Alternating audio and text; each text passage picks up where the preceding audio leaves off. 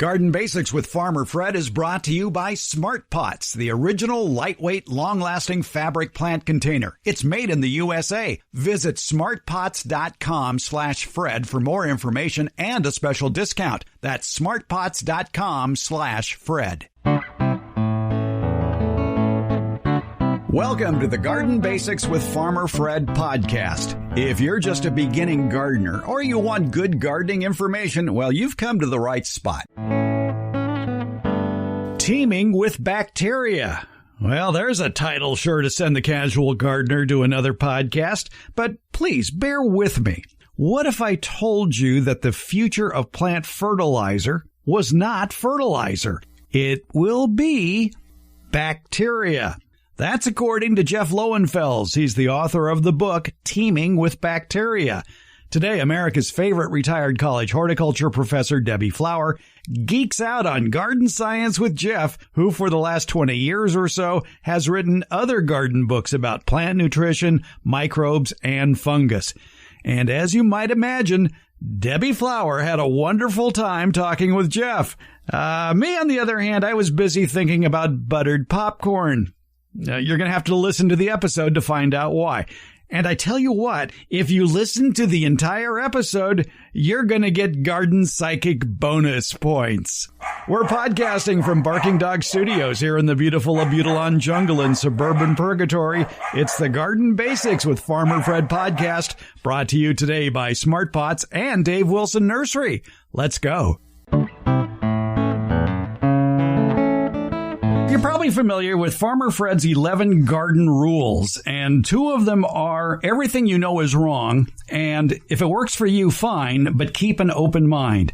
And what you're going to hear in this interview is going to blow your mind. It's going to change the way you garden. For the good. You're going to save money. Debbie Flower is here as well. Debbie Flower, America's favorite retired college horticultural professor. And we are talking with author Jeff Lowenfels. Jeff has written many, many books. I remember interviewing him on the old radio show back in, I think it was 2006, about one of your first books called Teeming with Microbes. More have come since then.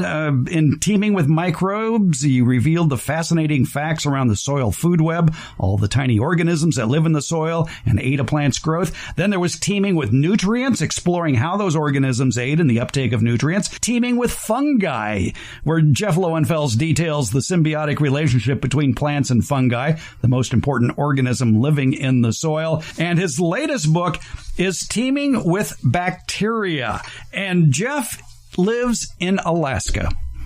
And you're probably thinking, oh, so he doesn't garden. Oh, no. He even writes a garden column. He's had a garden column in the Anchorage newspaper for well over 40 years. Jeff Lowenfels, it's a pleasure talking to you again after a 15-year respite or so. Yeah, it's a wonderful introduction you did there. I'm wondering who this guy is. Oh, but wait, there's more. I mean, you have a fabulous history, but one of my favorite parts about your life is the fact that you are a recovering lawyer. Yes. Yeah. Yes. In fact, when I only had 2 books, now I have, I had a trilogy, so I changed the name into Lord of the Roots, which I kept. But when I only had 2 books, I used to bill myself as, because they were both on soil, America's dirtiest lawyer.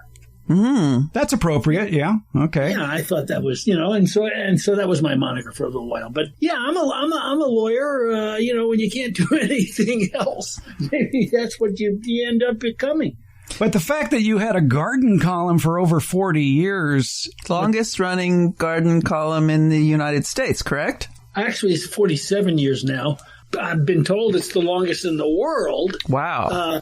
From a gardening column perspective, and maybe in terms of consecutive weeks, from any kind of column. But anyway, it's a long time. And the reason why I do it is because when you're not there, my particular newspaper puts your picture in the paper and it says, XYZ columnist is on vacation and will return in 2 weeks. And of course, if you don't write the column, you think that's interesting. If you write the column and you're thinking about it and you're a lawyer, you begin to think, that just sort of advertises he's not home. Good point. Yeah, so I always have a column, and it's become a religion. It's like Ty Cobb, the baseball player. I don't want to miss a week, and I don't want anybody robbing my house. So I always have a column. Of course, the goal is not to repeat yourself, which I don't. That would be tough over 47 years every week. There are only so many ways you can tell people to grow tomatoes. A lot of people think that, well, it's Alaska. How can you garden in Alaska? But it's probably not very different than living in a city in the mountains, like maybe Colorado Springs, or here in California in the Sierra, Truckee, California at altitude, right. And you have a growing season of a couple of months. You can grow anything that the people in the flatland can grow. It's just got to be a little quicker. That's all. Well, yeah, and actually it's not as quick as you think because of our daylight situation. But yeah, one of our favorite phrases as gardeners in Alaska is, how can you stand the weather out there? Outside. That's what we call, where you live, we call outside. Anything outside of Alaska is outside with a capital O. And so how can you stand the weather outside?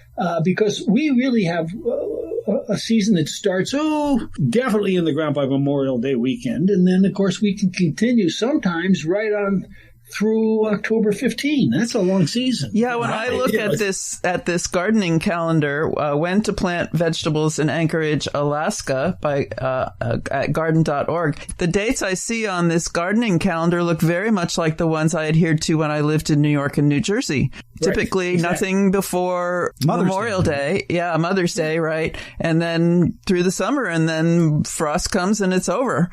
I'm amazed. That's right. I mean, and so but I have to say that this is a big change from when Fred and I first talked, and certainly an even bigger change from when I got to Anchorage in 1975, 73, 75. We have added probably 20, maybe even 30 days onto our growing season. So those who are listening and don't think that global warming, of course, I don't have to convince anybody in the Sacramento area that global warming doesn't exist. You're crazy. It does exist. And I'll give a statistic that people always go nuts about. They used to keep records in Talkeetna, which is a little further north than Anchorage. What a wonderful name, Talkeetna. It's the town that has a cat as an honorary mayor and has for 20 years. But in any case, they kept records there, and they kept those records. I think they started sometime around 1875 or thereabouts. And lo and behold, we've added well over 100 days to the growing season. That's amazing. 100 days. Wow. So, it just smacks you in the face. And, of course, we have another saying that gardeners in Alaska like to use that you might not appreciate, and that's global warming. It's our turn now. Yeah. Oh, okay. Yeah. Yeah. So one of my friends grew a couple of years ago, maybe 2 years ago, an okra. That's the first okra I know of grown in Anchorage, and probably all of Alaska. It's very hard to grow okra unless you have a nice warm season, et cetera, et cetera. And sure enough, grew okra. I couldn't believe it. It was just a stunner. It's always an interesting experience watching our climate change, and it's amazing, just completely different than it was when I first got there. But yes, we garden, and we all garden. And the reason why we garden is because you go nuts during 9 months of winter. And it's not so much the cold as it is you can't garden. It's dark. It's at least the ground's frozen. So it's just, and I can't convince my readers. I try. Anybody who gardens and has a long season like we do in winter should have lights, period. I mean, it's just, you spend all that time for 2.5 months in the vegetable garden, you can be growing vegetables all winter long. Goodness gracious. So, yeah, I would think stores would have plenty of grow light fixtures and just like little greenhouses. Absolutely. And of course, cannabis has been legal in Alaska since 1975. Wow. In the privacy of your home. And so the grow light business is it's well developed in Alaska. And grow tents, there's 2 or 3 good grow stores. And it's something everybody needs to do everywhere. But in a place like Alaska or Fairbanks, it just makes tremendous amounts of sense because it is such a long season. Nonetheless, the plants grow exactly the same way, so it's the same kind of excitement, the same kind of satisfaction as you normally get when you go out and plant out in the garden. And I would say there's one other difference between the Alaskan gardener and maybe the gardeners where you are, and that's that many people in Alaska have plants that they brought up from the lower 48 states that are their family. This is my grandmother's Christmas cactus, or this is my, I took this clipping from my grandfather's blah, blah, and they come up the highway with it in the back of the Volkswagen bus. And you don't want that to die, right? And so that gets people going in the wintertime. You got to keep those special heirloom plants alive. Yes, I have several of those in my house that I take from place to place. And around here, the local utility was, at least when I was teaching, was wanting us to teach how to grow in basically a metal box, a truck body or something like that, and have the lights on at night so that they could balance out power usage.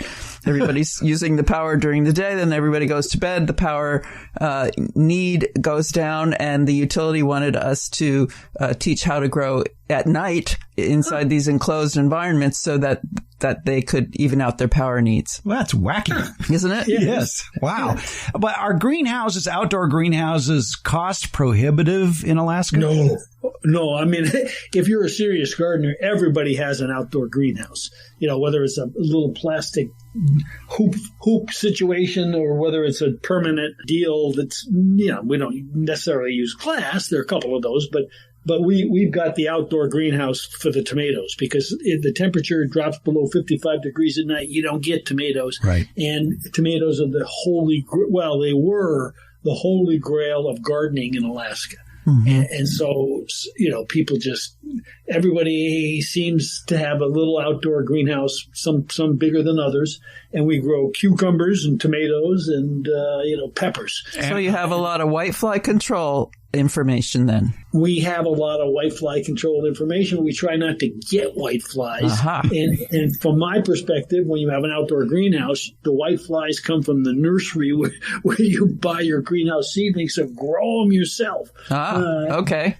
That's it. Nothing worse. You're right. It's a difficult one to... And particularly now, since I think we have fewer insects that might take them out. This year I noticed we don't have any mosquitoes in Anchorage anymore. Seriously? It's just dumbfounding to me. We have far fewer birds, wow. But we don't have any mosquitoes. Are you drier than you've been? We had the driest spring, half of summer, and then we had literally the wettest other half of the summer. Oh. So we've had both extreme.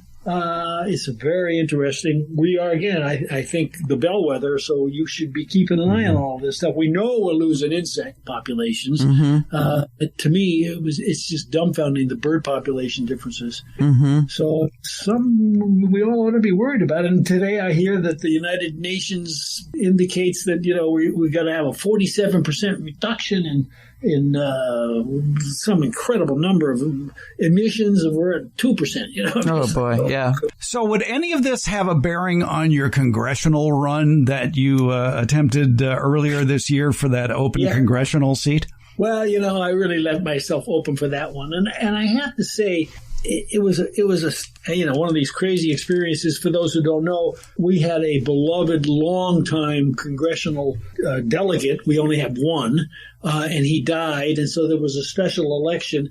And many of us, probably because of our stupor from COVID isolation, decide, okay, I could do this job, and I could do a good job at this. I'm going to put my name in there and run for this office. And then we discovered that there were 50 other people wow. who got the same idea, including Sarah Palin, a guy who had been running against our representative for 6 months prior to that, who had a massive fortune, and a guy who had run for senator a couple of years ago, had about, $18 million left over from that. Anyway, it was one of these situations where, because of the press rules, it's not like gardening. If a carrot doesn't come up, you go look at another carrot. You've got to be fair. And so there were no debates. How do you debate 51 people? There really weren't any one-to-one interviews, because how do you do that unless it was public radio and they had to do all 51 people? Wowee. Jeff, you work for a newspaper. I work for a newspaper, and thank God the newspaper was gracious enough, I think, to sit back and say, he's going to lose. Let's not get rid of his streak. Frankly, I was the garden party candidate. Okay. All right. Good. not so much that. I mean, to be honest, I mean, I've got some name recognition as a result of the column up in Alaska. And it's one of those situations where I was an attorney.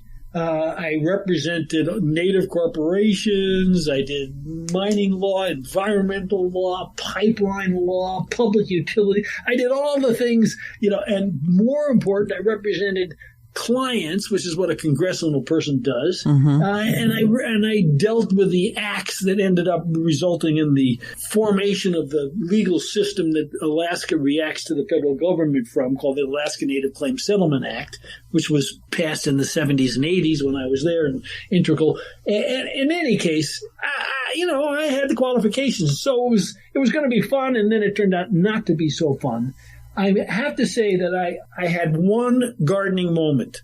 There was only one event where they allowed 14 of us to appear in front of a group at breakfast. And we each got a minute to say our piece. A minute. And then they asked us 5 or 6 questions. We each got a minute to answer a couple of 3 or 4 questions, and then they had the paddle thing. We hold the paddle up, and you want to club a couple of the people there. In any case, I'm sitting next to Sarah Palin, who's a friend of mine. I don't agree with her politics at all, but I know Sarah well. I had just written my column, and in my column, I always have been pointing out, don't rake your leaves. It's a waste of time. It's bad for your yard. It's a terrible thing to do. Those leaves will decay. They disappear. They don't smother once, blah, blah, all the whole bit.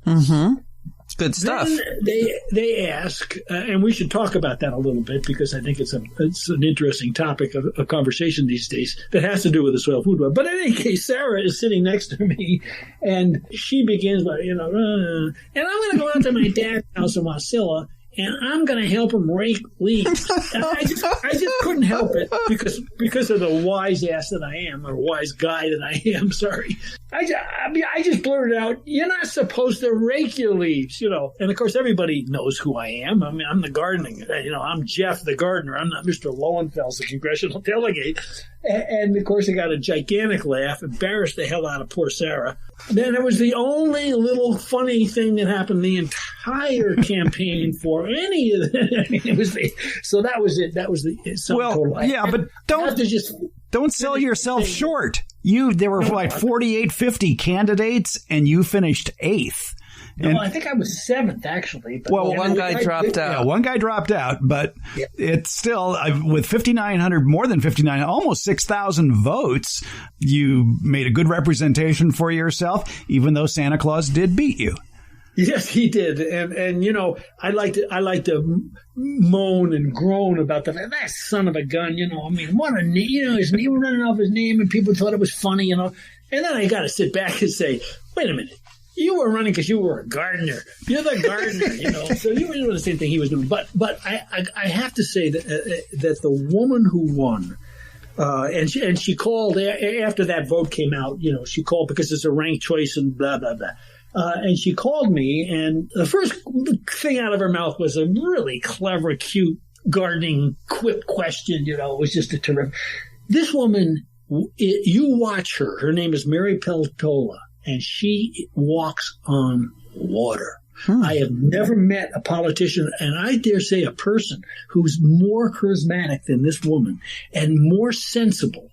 It's unbelievable. And better yet, for a state like Alaska, to have a native who becomes the leader, not a leader, is really important. So anyway, it was a terrific experience. I'll never do it again. I thought writing a garden column was hard. I thought writing books about gardening was hard.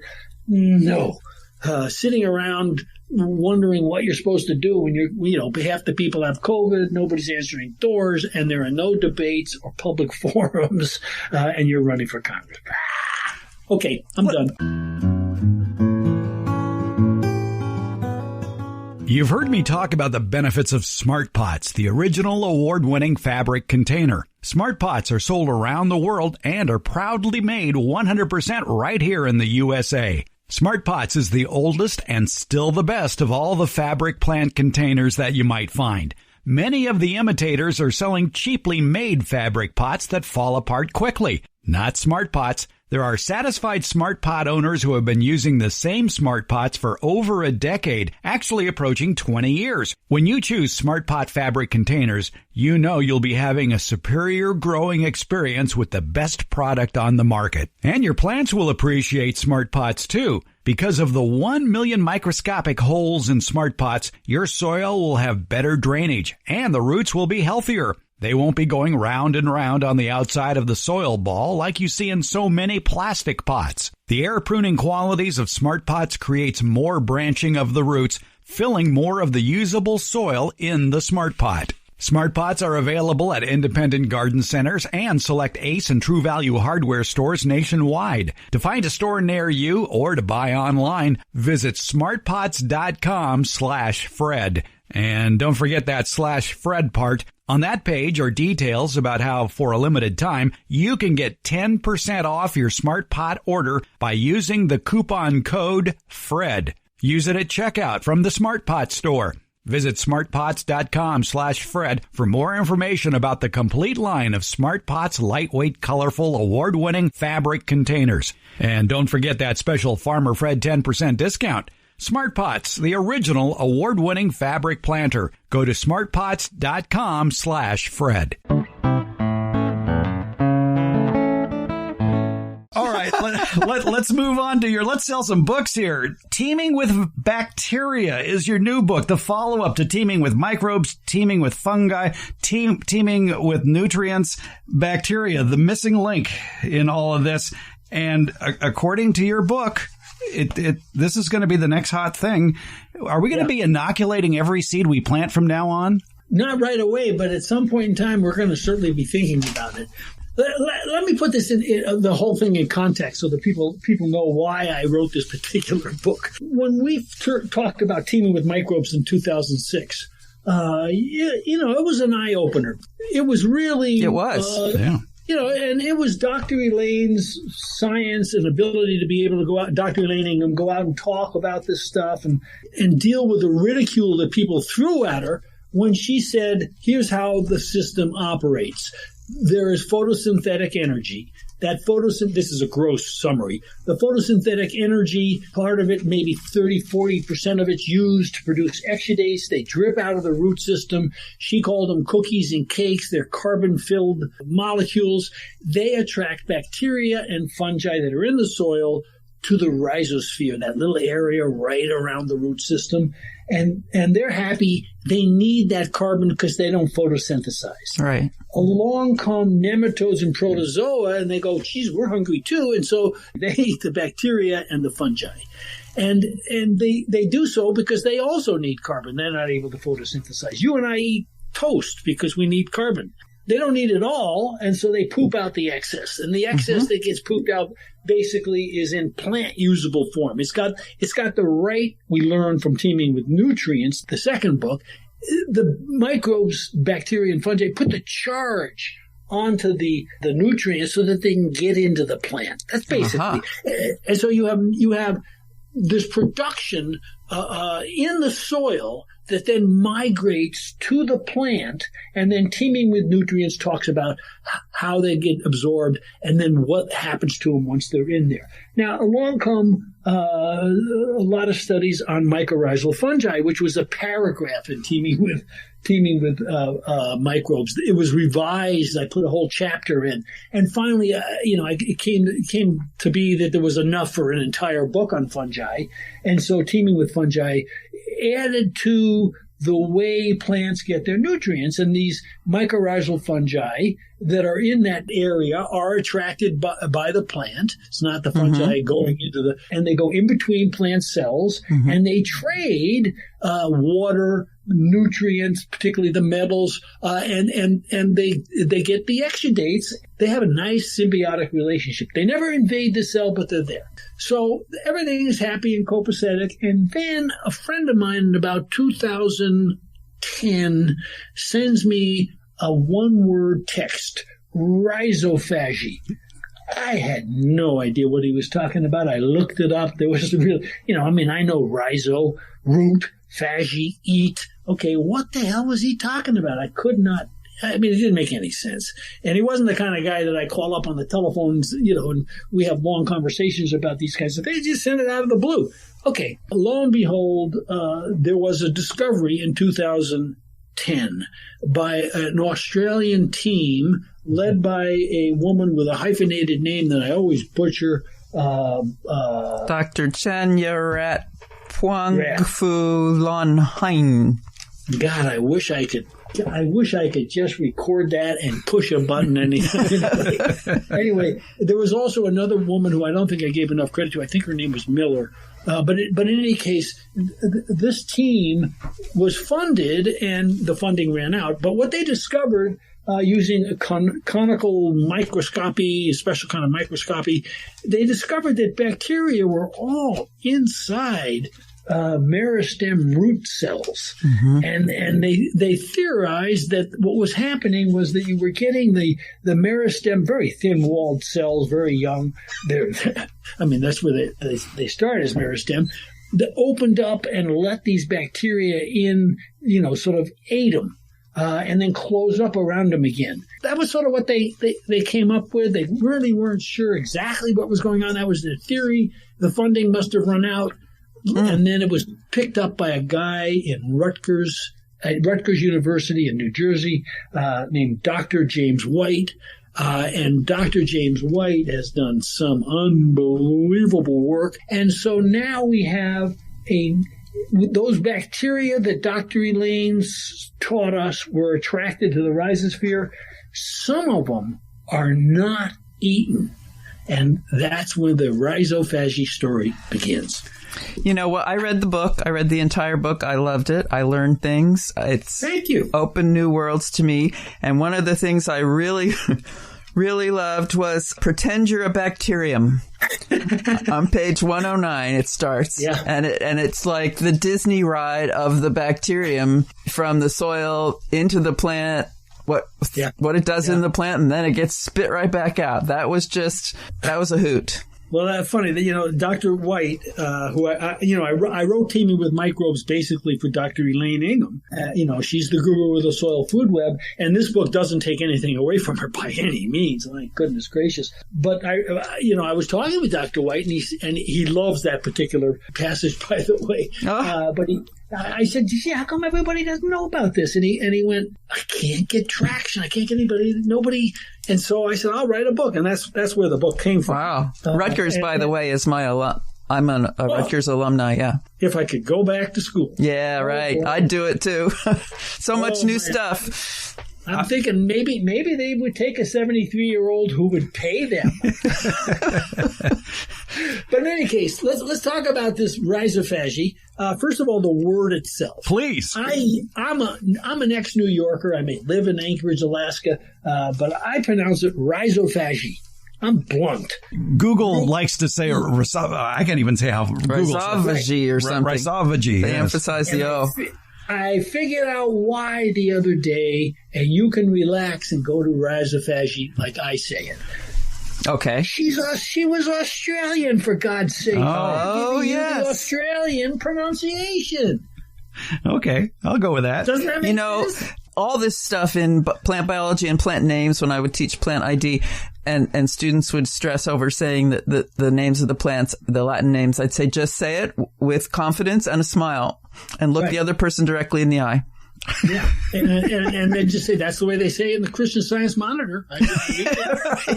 Or now, what is your consumer definition for rhizophagy?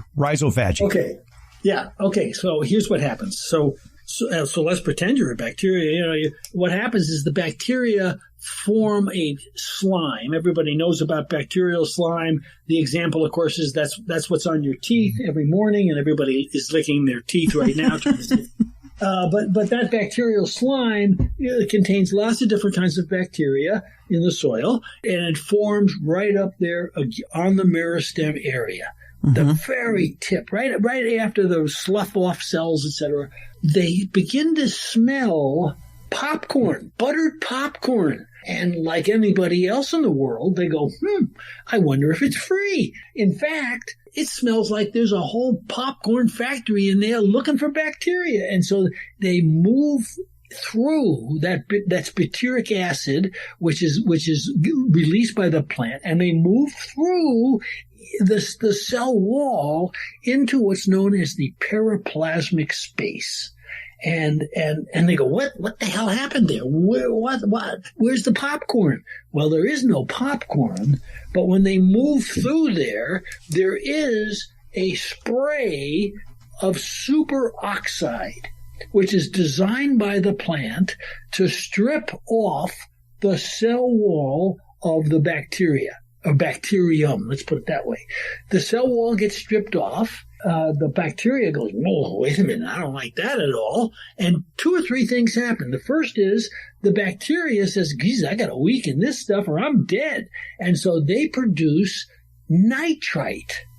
The nitrite is converted to nitrate, and both the cell wall and the nitrate are then continue through the membrane into the cytoplasm, where they're nutrients. Mm-hmm. Up to 30% of the nutrients come from this nitrogen fixation inside the root. Now, okay, you could stop right there and it would be, eyeball dropping, but it continues. Now you've got a bacteria in there that doesn't have a cell wall. Mm-hmm. But it's still alive. I think they call them, I'm trying to remember, L-plasts. It doesn't have a cell wall, and they divide every 20 minutes. It divides. Mm-hmm. And lo and behold, it divides probably even quicker than 20 minutes, because you don't have a cell wall in the way anymore. And at the same time, it's producing this nitrate to be an antioxidant to the superoxide, which incidentally, the superoxide production, the plant goes, oh, geez, I gotta make sure it's not killing me. It's gonna destroy my cell wall. So it causes the plant itself to strengthen its own cell wall. Mm-hmm. Oh, heady stuff. And it continues on through the life of the plant, incidentally. Then the circulation takes over, and these little L-plasts, they circulate around the inside of the meristem cell. Now, you're probably saying, what does this look like? Picture a tofu container. That common white plastic tofu container with the water, and then it's got the tofu in the inside. So the outside, that white container, that's the cell wall.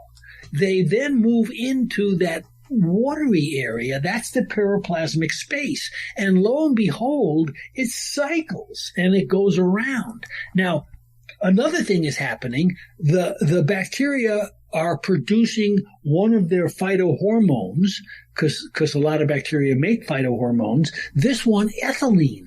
Ethylene causes the meristem cell to grow, to stretch.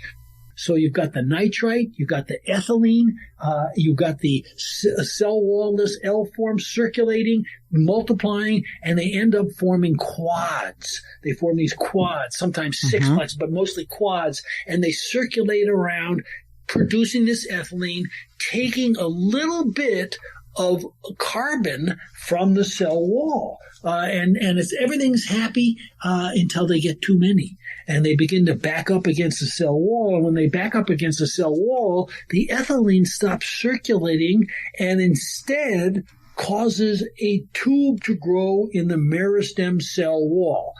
And bingo, the tube is known to me and you as a root hair. Ta-da! It's that meristem cell. It's part of that cell. It's right. Not a separate cell, and it's very thin walled, which is probably why it allows nutrients in there. But the real reason why it forms is because of this ethylene bacterial backup.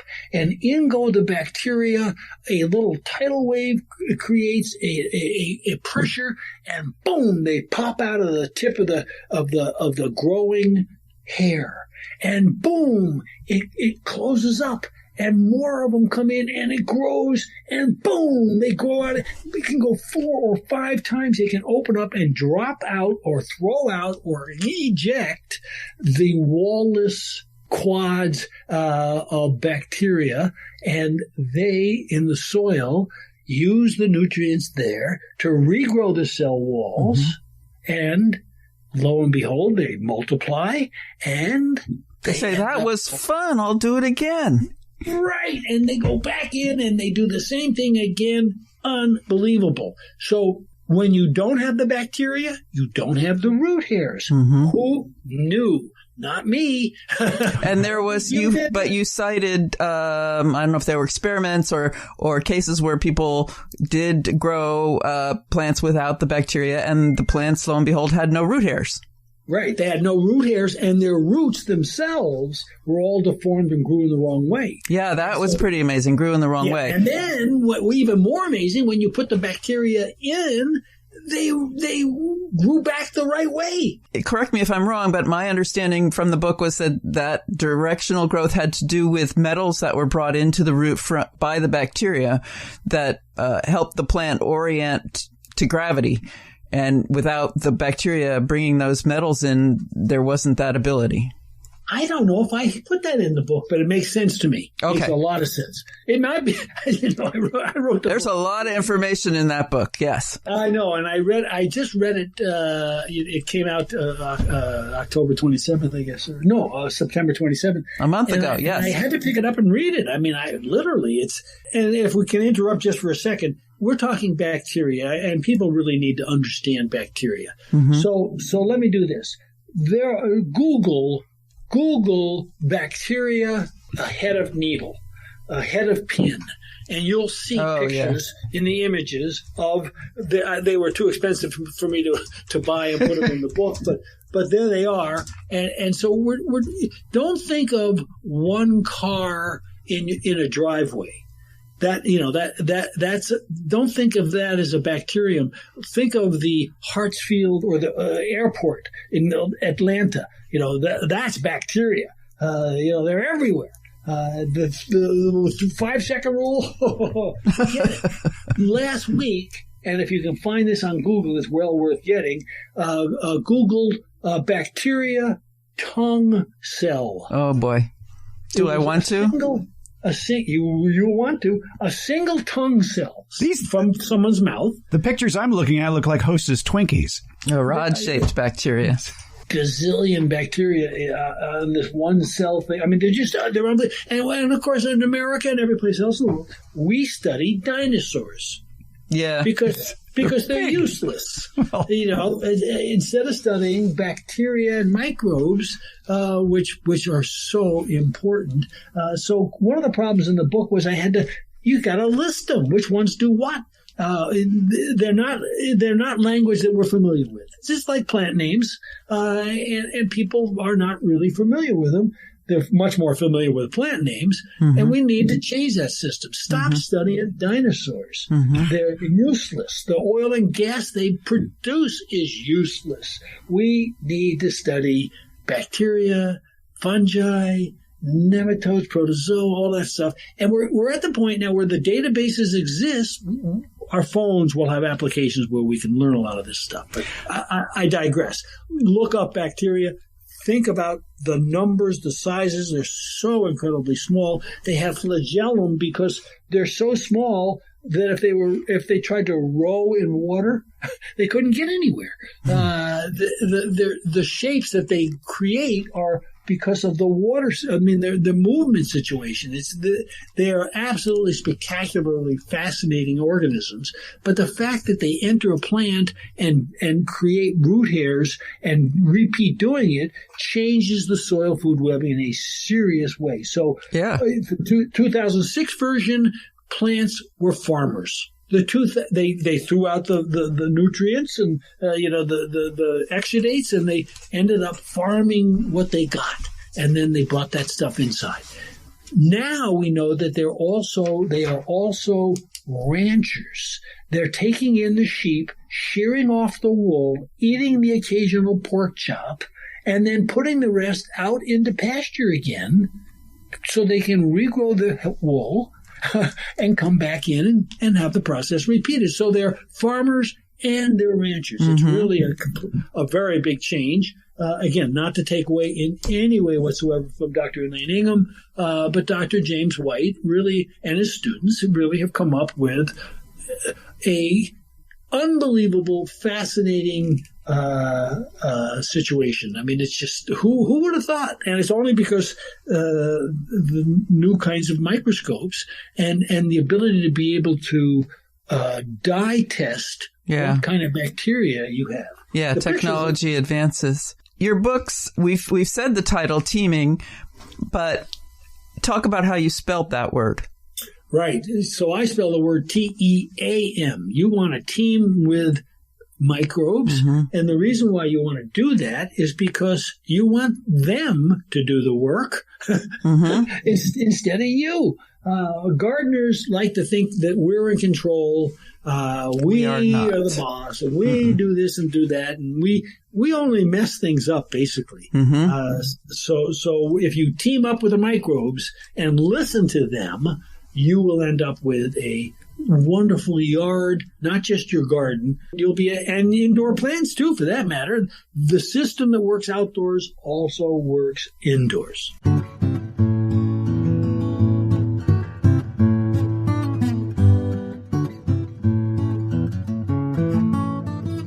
You want to start the backyard fruit and nut orchard of your dreams, but maybe you don't know where to begin. Or maybe you're currently growing fruit and nut trees and you've got a million questions, such as what are the tastiest fruits to grow? Where can I go to buy some of these delectable fruit and nut trees you've been reading about?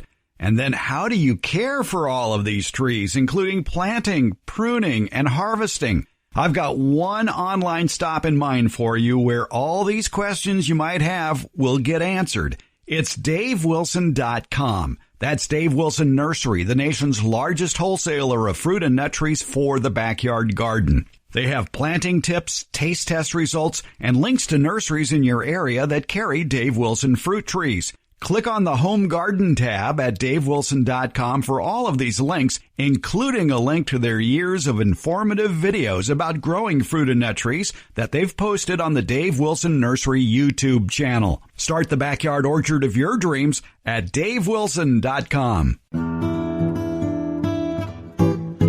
Let me interrupt here just to remind you, you're listening to the Garden Basics podcast, the episode entitled Geeking with the Hort Experts. Debbie Flowers here. Jeff Lowenfels, the author of Teaming with Bacteria, is here. The Organic Gardener's Guide to Endophytic Bacteria and the Rhizophagy Cycle, or something like that. Explain, Jeff, what endophytic bacteria means. Right. Actually, I say endophytic. Okay. Sorry, Fred, you were right. Just little different, that's all. Right. Endophytic bacteria are bacteria that live and there are incidentally endophytic fungi that live at least part of their life inside a plant. And they don't do harm to the plant. So we've just described one kind, the rhizophagy bacteria. Those are endophytic bacteria. They spend part of their life inside, and then they get the rest of their life in the soil. There are other bacteria that get into the plant in a different way. They sneak in through cracks mm-hmm. as roots begin to branch. They come in through stomata. They come in through injury, although not quite as often because who wants injured plants? And they get into the plant and they live inside the plant. First of all, why would a bacteria want to live inside a plant? And the answer to that basically is there's less competition in there. Mm-hmm. Well, there's buttered popcorn in there too. Well, there certainly is down in the root system. I'm not quite sure there is up into in the upper halves of the plant. Incidentally, if you have too much of that butyric acid, it begins to smell like your stomach, vomit. Ah. I know this because when I was in 10th grade, we had a biology teacher who decided he was going to show us osmosis. Was it osmosis? Which is the one that's in the... Anyway, he went over by the window and he poured a tablespoon of butyric acid, but he slipped. And it went into the vent system, and they had to close down the entire school for 2 days. Anyway, it's very strong smelling stuff. A plant only needs to produce a teeny little bit of it. So they have food sources inside. There's sugar inside plants, and mm-hmm. some pretty good stuff in there. And basically, there's no competition, and it's just a nice situation for them. Why would the plant let them in there? That's a more important question. Plants understand that bacteria are usually bad, but there seems to be this dance where they get sprayed, ROS, et cetera, et cetera. They create a situation inside the plant that strengthens the plant. So plants are able to take abiotic stress like heat, cold, wind, and biotic stress, like a pathogen coming in and trying to do the other bacteria say, no, get out of here. This is our area. And they take out the pathogen. The plant gets helped by it and must recognize this. It's almost like an exercise. Yeah, and it becomes important in many different ways in addition to just to the plant itself. So, for example, with regard to tomatoes and cannabis, which have hairs, any plant that has hairs. This was something that in the book was speculated on because the research hadn't been done yet. Root hairs look an awful lot like the trichomes on cannabis. Is there a connection there? And there were certainly bacteria inside there, but now it's pretty well understood that there are bacteria inside the trichomes, both on tomatoes and in any trichome. These bacteria get sprayed with superoxide and other things by cells in the plant cells. And in the case of cannabis, they get sprayed by cannabinoids. And so they help production of cannabinoids. Whoa. So potentially we could influence what, in the case of marijuana, what cannabinoids are in the crop by selecting the bacteria that are in the plant? Exactly. And in fact, that's already happening. Incidentally, I try not to use the word marijuana because it's the word that was used by the DEA guy, Harry Anslinger, who was trying to make it like it was a bad thing and the Mexicans did it. Yeah, so I use cannabis wherever I possibly can. You could say hemp if you wanted to. Well, not really. It's THC hemp. Yeah, it's hemp. Yeah, it is hemp. But we could do that with tea, or camellia tends not to have trichomes, however.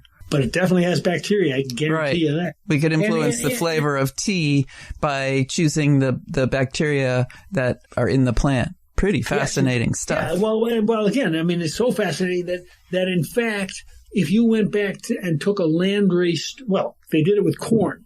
If you have 400-year-old corn and kept not breeding it, and there are strains we can go back, it has the same bacteria 400 years later that it did 400 years ago. So if we were to change the bacteria that we allow these plants to have or not have, we could end up killing the plant. Precisely. And we can end up feeding the plant at the same time because you get nitrogen fixation. And so when you buy a landrace strain of cannabis, it's because of the bacteria in that cannabis seed. What happens is the end result of all of the endophytic activity is that these endophytes end up in the seed. They get into the flower zone. Again, hark back on the pictures, thousands, a gazillion of bacteria. They end up inside that seed. They get inside that seed coat and just inside, and bingo, they're carried on to the next generation. So if you're a gardener or a farmer and you're using coated seeds, you may be killing those guys. You may be replacing them with a fertilizer instead of letting them get into the soil where they're needed to do the rhizophagy cycle. Or, if you sterilize, that's a bad thing. And a lot of cannabis growers do that. A lot of tomato growers like to sterilize their soil and sterilize their seed. Craziness. We've got to let nature do its thing. And now that we know about what these bacteria do, bacterium is single, it's just all the more reason to be organic. You point out in your book the fact that in the 1800s there were farmers who were moving soil that they had grown legumes into new patches of soil and found that the legumes they grew even better. Right. And so a lot of people discovered a long time ago, and it's sort of Dr. Elaine's thing. If you find a plant that's doing incredibly well, you find that orange grove where all the plants are ganga, you get some of that soil up near the rhizosphere, and use it on your plants. Mm-hmm. That's the way you do it. And if someday we'll have a gigantic database, and is it the fungal bacteria ratio, et cetera, but it's certainly, it has something to do with the rhizophagy. So does that throw the crop rotation idea out the window, that we should rotate our crops to prevent buildup of disease? Yeah, again, I think there is this intersection between disease and practice. And if you're a farmer, the only thing you're thinking about is your end result is the money you're going to make. If you're fully organic, you generally don't get these diseases. Right. But how do you get to be fully organic without getting them? And that's the big thing. So I certainly advise people who grow tomatoes, people who grow cannabis, people who do container gardening unless they know they have a root problem, to use the same soil and not to rototill it. Mm-hmm. Just put the seed in and let the seed grow. It'll use a lot of the exudates that are still in the soil. It'll grow down through the areas and the hairs and not hairs, because now we know what hairs are from, but it'll go through the roots themselves and use a lot of that organic matter, et cetera. All the right bacteria are in there, all the right fungi are in there. It's just a beautiful system. Mm-hmm. And it's not just the bacteria. I don't want to give people the wrong idea. There are some endophytic fungi as well that go through the rhizophagy cycle. They're I understand, yeast. It's not the same thing as with all these bacteria. It's really an unbelievable discovery. It is 30% of the nitrogen, and it's just one that needs to be told. I remember going to a garden writers conference in 1990, 1998 or 99. It was in Seattle area, and I was with Dr. Elaine Ingham, and I introduced her. And of course, we had fights at the garden writers over the years between organic and chemical, to the point where literally there was one meeting in New York where I thought that's the end of this organization. We had such an incredible fight between organic and she got up. And I asked the crowd before she got up, I said, how many people here know what a mycorrhizal fungi is? And we were talking 750 people there, New York Times on down. Not one person raised their hand. Ooh-wee. Nobody. You ask today a garden writer what a mycorrhizal fungi, they know what a mycorrhizal fungi is. Mm-hmm. And they know what the soil wood web is, and they don't write about using chemicals unless they've been paid, it seems to me, by somebody to do it. Mm-hmm. You point out, too, in your book, going back to seeds, the fact that people tend to store their seeds a little too dry, that there should be some moisture associated with that. Right. Well, a lot of people take all the oxygen out of the container and keep it quite dry. It's really the oxygen you got to make sure it has, because there's living bacteria in there, and those seeds actually breathe. Mm-hmm. It's getting standard practice, to put them in a little film canister and freeze them up and get rid of all the air and all that kind of stuff. It's crazy. I like your recommendation about spraying your lawn with compost tea made from compost that was heavy on grasses taken from the lawn when you want to garden with endophytes. Well, yeah, it's just not just the compost tea, because a lot of people will point out that there is a dearth of studies that compost tea is really great. But if you use compost itself, it's just made from the same material. It just makes sense. Which is better, compost or worm castings? There again is a very interesting situation, because on some plants, worm castings are better. And for some plants, thermal compost is better. They have a different bacterial base. Each one is different. And I didn't know that. I sort of intuitively, one's thermal and one goes through the body of the worm. But it's very interesting that there's research, and if you're growing strawberries, it may be that one's better than the other, and it's worth doing the experimentation to find out. But particularly if you're a commercial grower, but if you're trying to grow that pumpkin for the fair, my God, it makes sense to discover which is which, what's best, and we're getting to the point where there'll be published, not databases, but published lists. And I've got a couple, and I've got several listed in the book. There've been a lot of research done, again, because of the use of the words the two bacterial numbers, or whatever the hell they are. It's hard to get the general public's attention about this stuff. If we could say, the rosy bacteria or the pink bacteria, then people remember, but it doesn't work that way. Right. With the names they have. There's a bunch of books designated as the Science for Gardeners series, and you're involved in that, yes? I don't know. Am I? Oh, well, where did I read about it? I read that it was 6 books, 3 of yours, teeming with nutrients, teeming with fungi, teeming with microbes. How plants soon to be teeming with bacteria, I would hope. Well, I wrote bacteria ? In my notes because I didn't see that was included. It just came out 2 weeks ago. Oh yeah, so it needs some time to to step up. So are you saying he should get a lawyer? No. He might know one. But I need shows like this to spread the word, and not because of me or my writing, but because of Dr. White and his students. I didn't invent any of this stuff, just as I didn't invent, teaming with microbes either. I mean, these scientists deserve Nobel Prizes. This is key stuff, and the reason is because we're going to see a day. We already see it with certain products, and we should talk about them. But we're going to see a day when you're going to be able to go to your nursery or go to your farm supply store. You already can at farm supply stores, and buy specific bacteria that work and feed your plants. This is where nitrogen is going to be coming from, not from urea and things that are causing climate problems. They're going to be coming from bacteria that go into the plant and feed the plant and give the plant what it wants.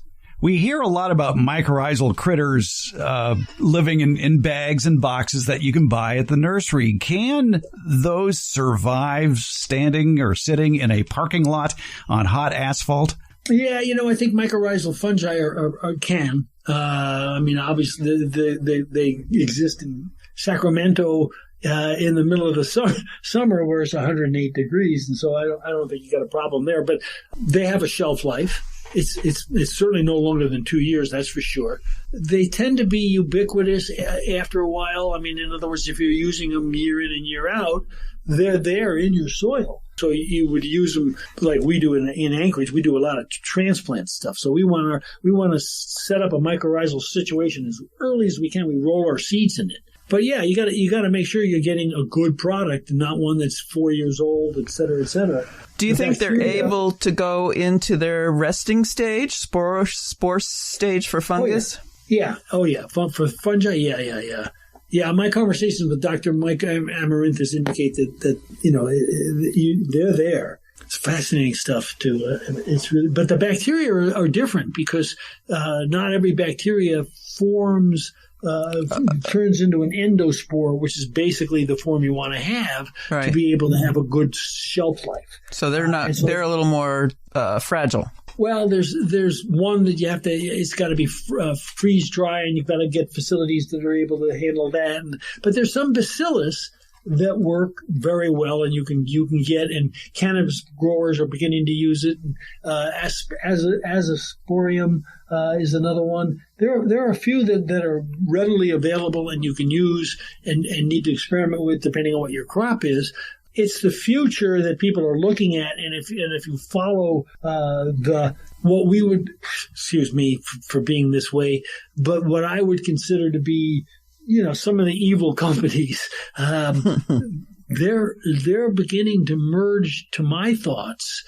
They're producing and studying and researching bacteria to replace, I think, a lot of the chemicals that they currently sell. And the future definitely is going to be a situation where your wheat field is going to be fed by bacteria mostly and not by urea. It's coming. That's wonderful. Right. That's what we need. And yeah, we have to have it. I mean, we've only got 60 some odd years left of soil.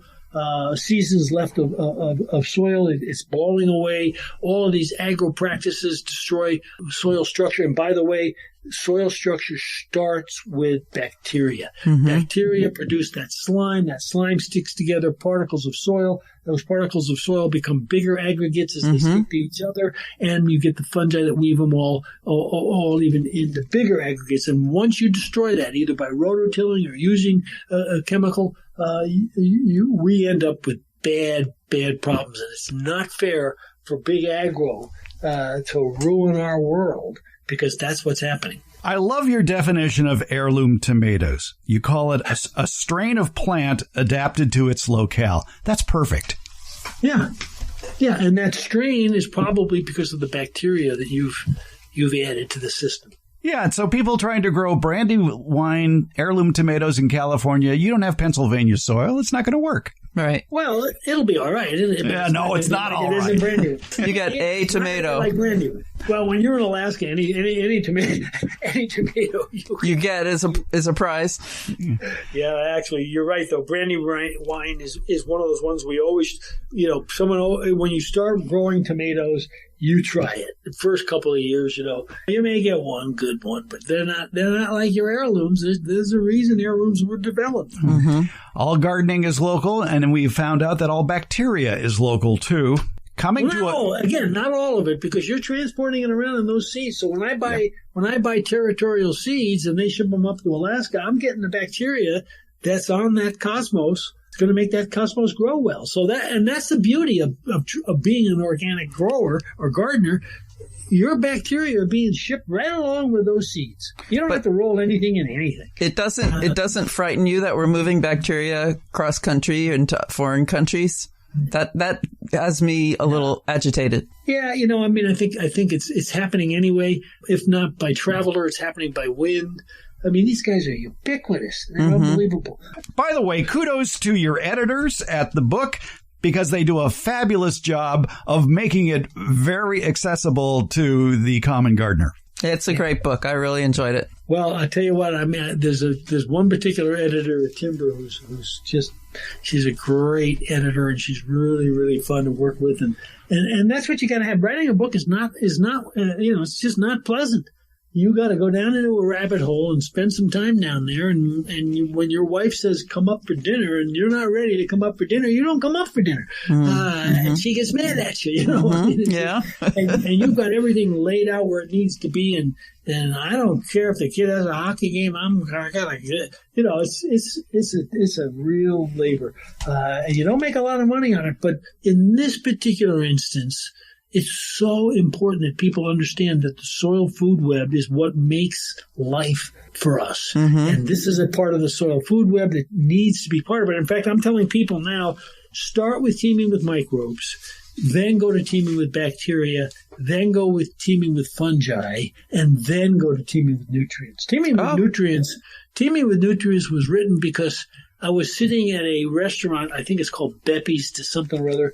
It's an Italian restaurant, chain restaurant. And there was a picture of 5 ladies eating bowls of spaghetti in front of me. And I kept saying to myself, how do plants get there? What happened? How do they get the food inside them? How does a plant eat? And I couldn't figure it out, and so I had to write a book about it. I mean, my God, I got to keep my eyes closed now. So it's your literary poop loop, so to speak. Yeah, exactly. It was one of the things. And I've told 100 people so far, I'm not writing another one. Yeah, we'll see if that lasts. Yes. Somebody then said to me, well, what if they discover viruses? Viruses are in soil, and they are important, and they definitely do stuff. And I had to cut off the bacteria at the phase stage. I just couldn't get into it. I mean, it was just one of those things, but it got me through COVID. Okay. Yeah, there you go. All right. Teaming with Bacteria. Jeff Lowenfels is the author from Timber Press. Check his books out. You can find a link to it in today's show notes here on the Garden Basics. Debbie Flower had fun today. I really did. Yeah, I've read Teaming with Microbes and Teaming with Bacteria, and I've got the other two, and I'm going to read them: Fungi and then Teaming with Nutrients. There you go. Yeah, I mean, they were there. I learned so much from them. I mean, the point of these books is that I'm not that smart. I had to dumb it down so I could understand it. The amount of research you must have done, it boggles my mind. Yeah, I do a lot of research, but I do it anyway. I mean, people people should learn that Google is, or DuckDuckGo or whatever we want to use, is your best gardening tool. Mm-hmm. And so, for example, you put in Lowenfels, once a week, my garden column is going to show up at your front door. You put in Razafagi, and whenever there's something new about Razafagi, you're going to get it. Mm-hmm. But you have to know that what you're getting is from a reliable source.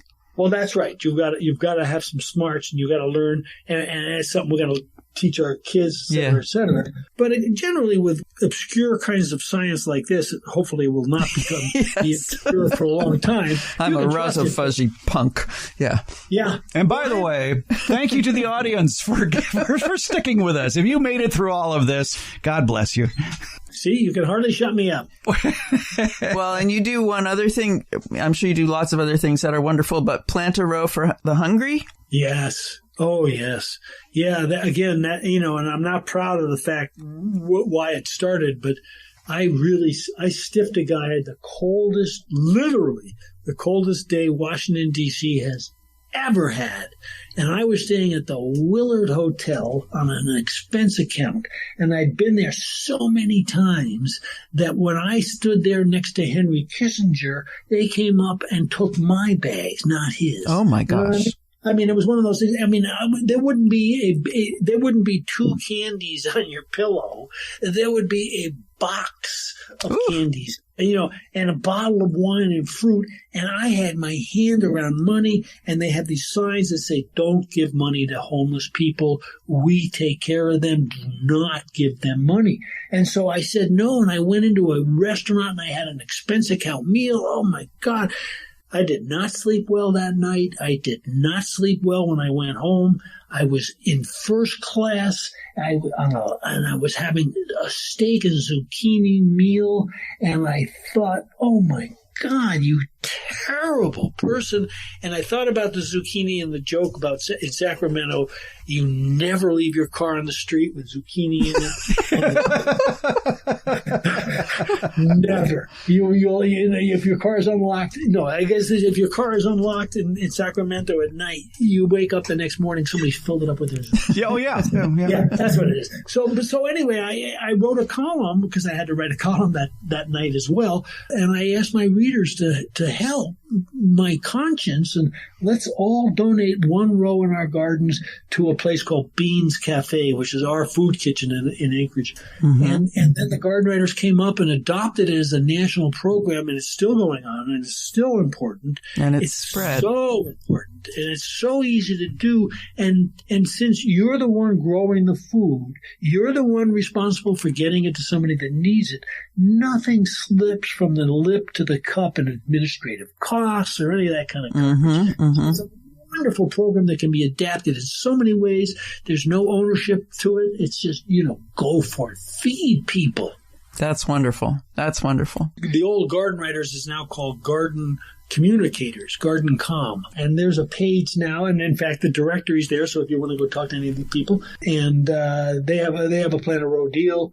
There it tells you how to become a Plant a Row person, and some ideas of things that you can be doing. So it's well worth doing. It's so easy. And with this Ukrainian problem and fertilizer problems, and just generally we have problems anyway with our hungry 35 million people at night. Plant a Row for the Hungry. You can find it on the internet.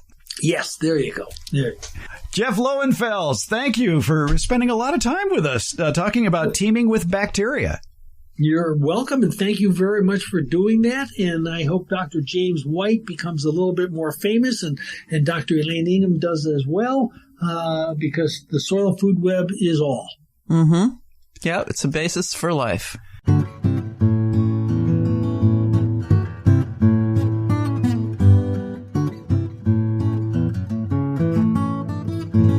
You've heard about foliar feeding of plants, right? You mix a water-soluble fertilizer with some water, sprinkle it over the leaves on your plants, and voila! Your plants are fed. Well, not really. You will have washed off the dirt from the leaves, but that may be about it. Unless you're attempting to fertilize for a very specific problem and you're sprinkling that concoction on the right part of your plants. It's the truth about foliar feeding, and it's in the latest Beyond the Garden Basics newsletter coming out November 4th. For current newsletter subscribers, look for the truth about foliar feeding in the Beyond the Garden Basics newsletter in your email now, or start a subscription to the free Beyond the Garden Basics newsletter. It's easy. Find a link in today's show notes or sign up at the link at our homepage, gardenbasics.net. Thank you.